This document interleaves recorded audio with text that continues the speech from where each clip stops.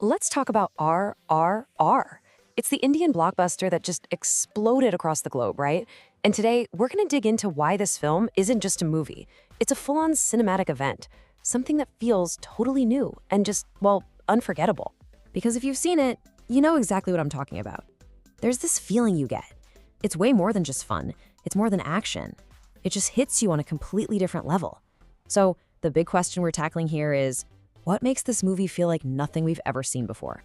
And really, the answer boils down to this one core idea.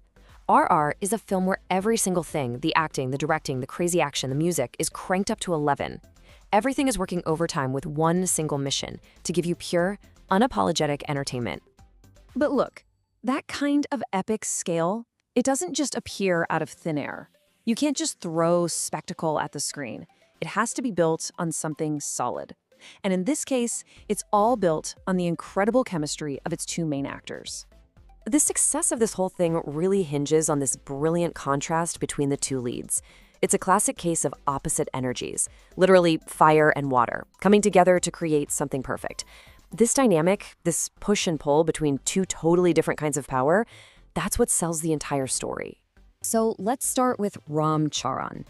He brings this unbelievable, contained intensity to his character. He's like a tightly coiled spring, you know?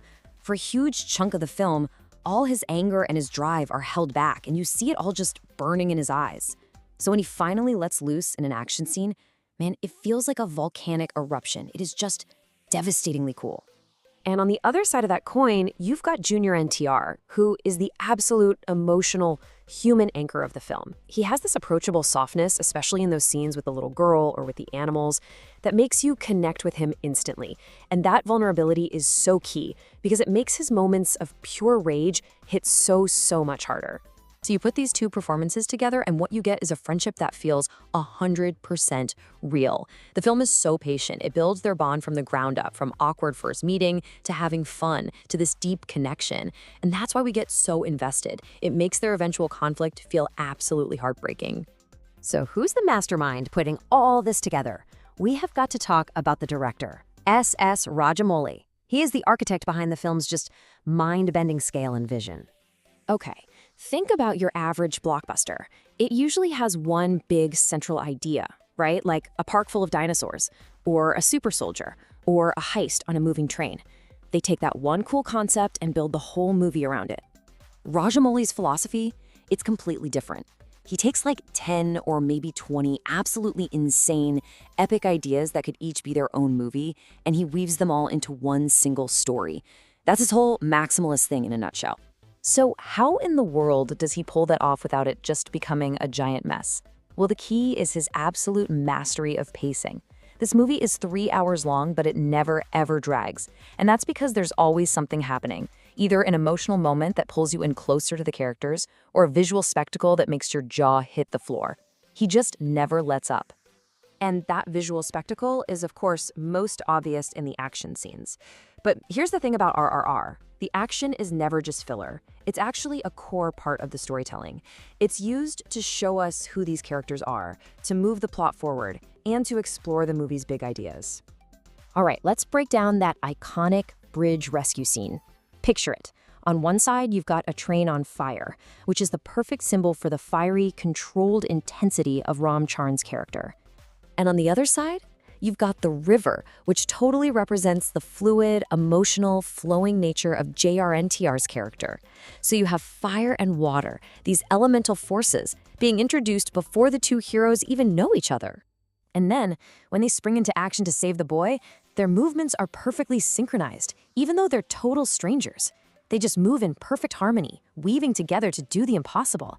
It's pure visual poetry. It's less like a chaotic fight and much more like a beautifully choreographed dance. And this brings us to this really important idea, designed chaos. You know how in a lot of modern action movies they use shaky cams and super fast cuts and you can barely tell what's going on? Well, this is the exact opposite. Rajamouli's action is crystal clear. You always know where everyone is, what they're trying to do, and what's at stake. It's chaos, but it's chaos with a purpose. Now, you might be thinking, well, the visual effects don't always look 100% real. And you're right. But here's the thing. That was never the goal. The philosophy here is all about impact over realism. The VFX isn't there to trick you into thinking a CGI tiger is real.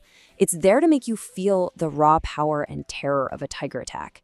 It's all about making the emotions bigger, connecting to this long history of epic myths where the feeling of a moment is always more important than literal reality. Okay, so with all this unbelievable spectacle happening, how does the actual story hold up?